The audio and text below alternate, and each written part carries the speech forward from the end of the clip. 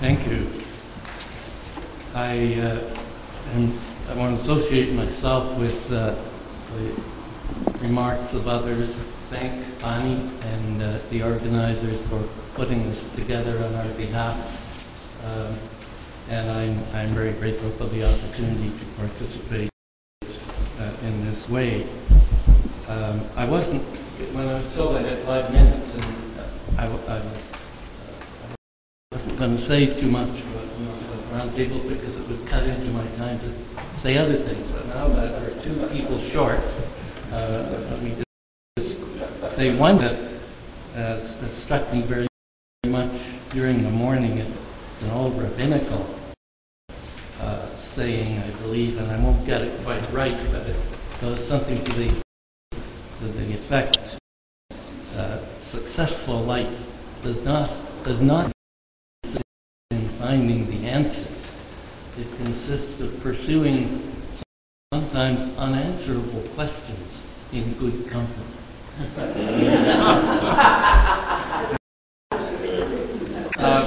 In order to keep within my 5 minutes, the only way I've ever found to discipline myself to do that is to write something down and time it. So let me use my notes in that way. Reflecting on what's transpired over the past 30 years in Roundtable's existence in the sphere of North-South economic relations, which is my main preoccupation, and in development dialogue more generally, I'm struck both by how much has changed and, paradoxically, also by how much has not. And I want to speak about transparency, capacity, and power in North-South economic relations. Not so long ago, many of us agonized over the difficulty of getting relevant information to economic decision makers, or getting it to them in time to be useful. Information about international markets and institutions was typically tightly held, hard for outsiders to come by, and only very imperfectly to most parts of the developing world. Sympathetic researchers and journalists often fared little better. I vividly remember during the time that I was responsible for the G24's research program, the difficulty of accessing information from the IMF and World Bank, even on such anodyne material as the agenda for forthcoming meetings, on which my researchers were supposed to advise. We all, therefore, at that time advocated greater transparency and better access to information. To a remarkable extent, we got it. There is now greatly increased acceptance of the efficacy of greater governmental and international institutional transparency, and even of independent evaluations, another thing we pressed for. There is increased dispersion of information from well-informed advocacy CEOs, as well as badly informed ones. Above all, there is now the Internet. There's truly been something, I can't help but cliche, something of an information revolution.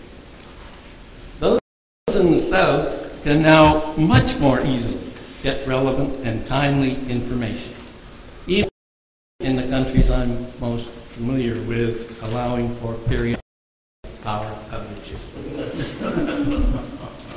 Sheer information is obviously not enough. What about the analytical and experiential capacities of Southern economic analysts and makers? And here I overlap somewhat with Amabaki's concept.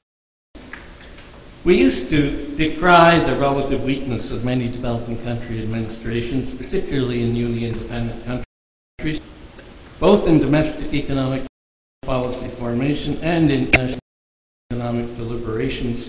They frequently lacked relevant experience, were poorly prepared in analytical terms for decision-making in their country's interest.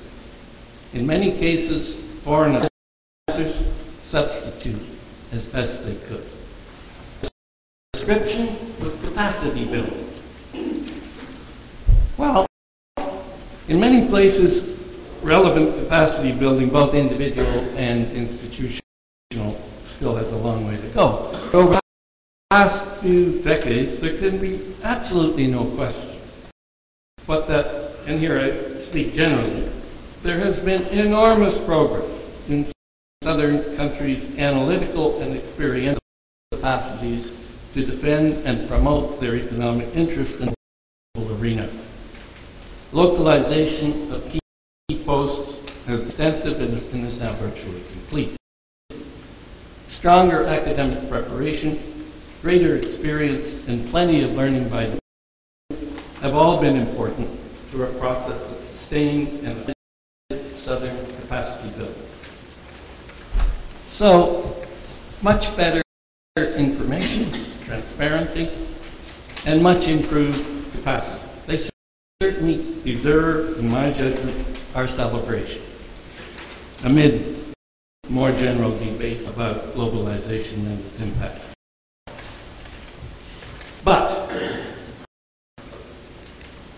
honestly now, what difference have these changes made to national economic policy? Southern policy papers are probably now better prepared. The quality of Southern policy debate is also probably higher. Constructive and independent ideas now emerge from Southern sources more frequently than before, not least within the multilateral development system. There's almost certainly greater self-confidence on key Southern policy analysts and decision makers. But, fundamentally, power relationships remain unchanged.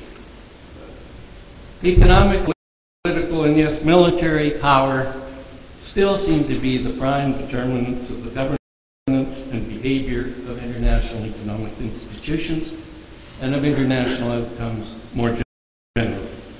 It's true that the G8 now reaches out a little, at least to China, Brazil, India. There's also now more yakking about improved and more representative global economic governance. But the G8, and really the G1, maybe G3, continue to carry disproportionate influence.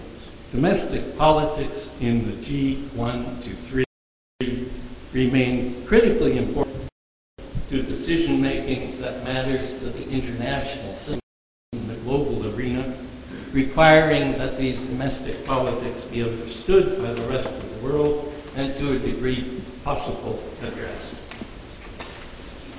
It goes without saying that northern domestic politics has never had much time for southern concerns. However, their information analysis may have improved, then how much influence can poor and small countries ever have? The most that can probably be said about the impact upon North economic relations which significantly improve Southern information and capacity, at least so far, is that these relations have become more complex. It's now more difficult and certainly slower for the G1 to G3 to achieve their preferred policy outcomes, witness the stalemate at the WTO's Doha round. But in the end, unaltered power relations trump the changes I've been celebrating. If we had more time here to go on about this, and more important, I hope to hear the roundtable members' views on all of this, and of course, implications for people like us.